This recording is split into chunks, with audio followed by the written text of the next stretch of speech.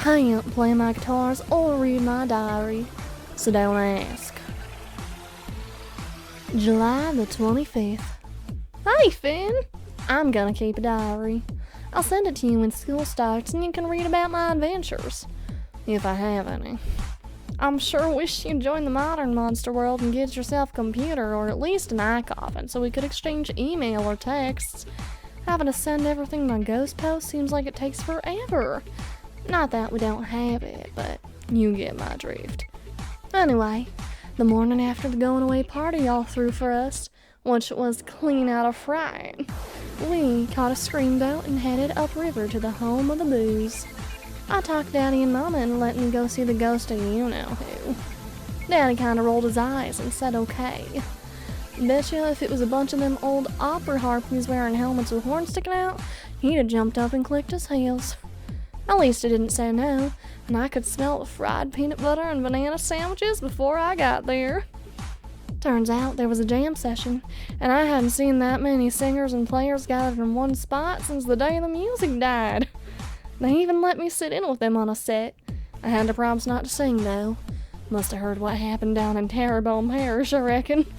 During the jam, I used that new lick you taught me, and even that big old werewolf guitar player you like so much howled and said, "Oh, Red, I'm gonna be singing the blues if you don't teach me that."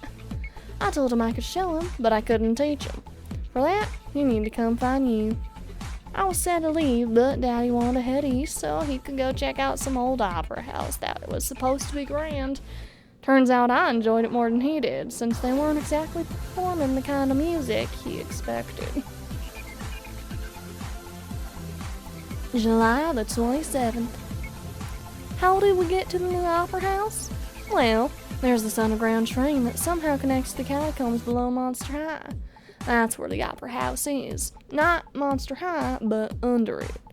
I actually met a group of ghouls from Monster High at one of the stations while we were waiting to change trains.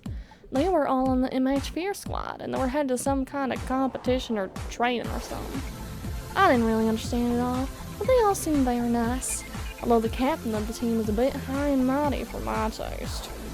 Gotta go now. Sorry so short. August the 1st. We have mostly settled in, though we still got some unpacking left to do. My guitars all made the trip just fine, too. I was worried, but I guess I shouldn't have been. Those cases you gave me protected everything, just like you said they would. The opera house is in pretty cool shape, although there hasn't been a production done here in many years. I reckon that's why we're here. Well, at least why Daddy and Mama are here. It's a whole bunch different from the Riverboat Opera House, though. This one has a big old pipe organ that sounds like a whole fleet of riverboats coming down to big money.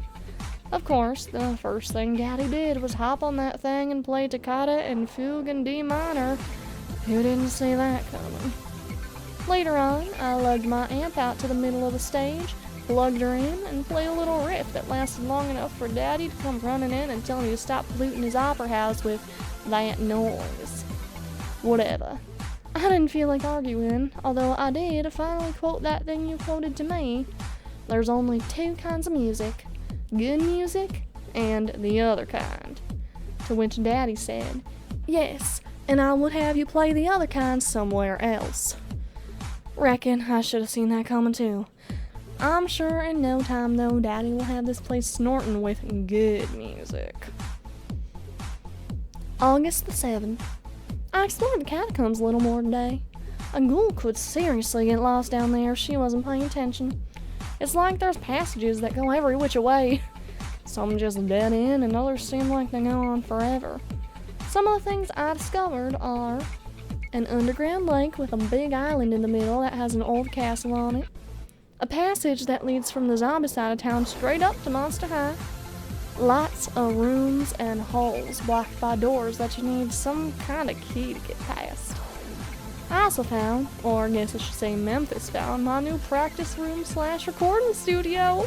I would have totally missed it, but Memphis must have sensed something though, cause he shimmied through that crack as quick as a gnat's sneeze. Before I knew it, a section of what had just looked like part of the catacomb wall swung open like a door, and there was Memphis hanging upside down by a thread with a big fly-eating grin on his face.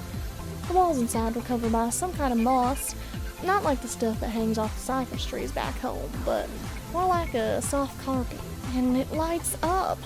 How creepy sweet is that? I have no idea what the room was originally used for, but there are power outlets on one wall and a big table in the middle. Memphis and I brought all our equipment down here, cranked everything up, and just went to town. You want to know what the best part is? When the door's shut, you can be standing with your ear pressed right up against it and still not hear what's going on inside.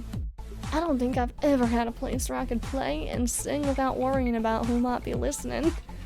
Maybe moving here won't be so bad after all. August the 18th. Yes, I have gotten out of the catacombs and my new recording studio to check out the town. Although I probably wouldn't have left if I hadn't needed to get some new strings. I ended up at the mall. They've got a pretty good music store and some shops where I might actually find some clothes I like. But you know me, I spend most of my time in the music store. They have a scary slick selection of guitars.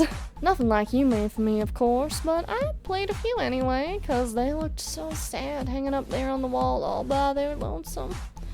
I was just kinda picking a little bit when I got the feeling some monster was watching me. I turned around and sure enough, there was this little frizzy-haired werewolf staring at me. Now, you'd be proud of me, cause you know I normally don't like being interrupted when I'm playing. But there was just something about her that made me call her over. I asked, "Ain't you ever seen a monster play guitar before?" "Not like you," she said. Good answer, girlfriend. Her name was Howleen, and after I played some more, she asked if I would teach her.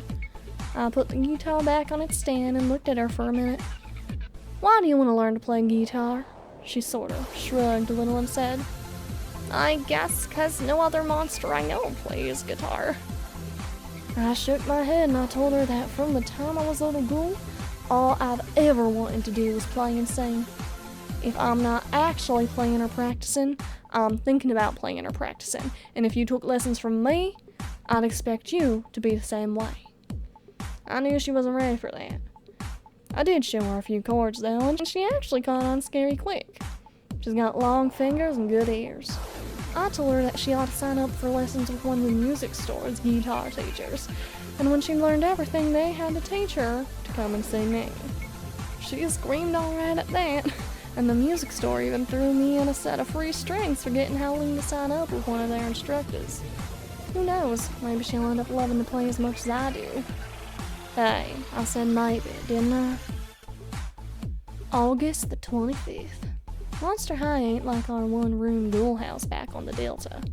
I got a chance to really check it out today after Headless Headmistress Bloodgood sent Daddy and Mama a note asking if they would send me up to see her. So I made my way up from the opera house to her office and introduced myself. She seemed very prim and proper, and I was wondering how long it'd be before I'd have a special seat with my name on it outside her office.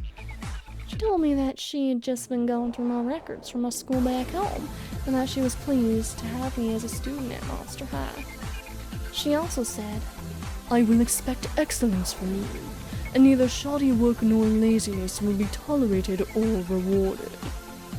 I said I reckon I expected the same from myself, as long as she didn't expect me to be the same kind of formal phantoms as my daddy or mama, or to back down every time some monster said boo to me, 'cause that ain't who I am. I sat back and crossed my arms, 'cause I expected she was going to give me a lecture on rules and manners and obligations to our monster legacy.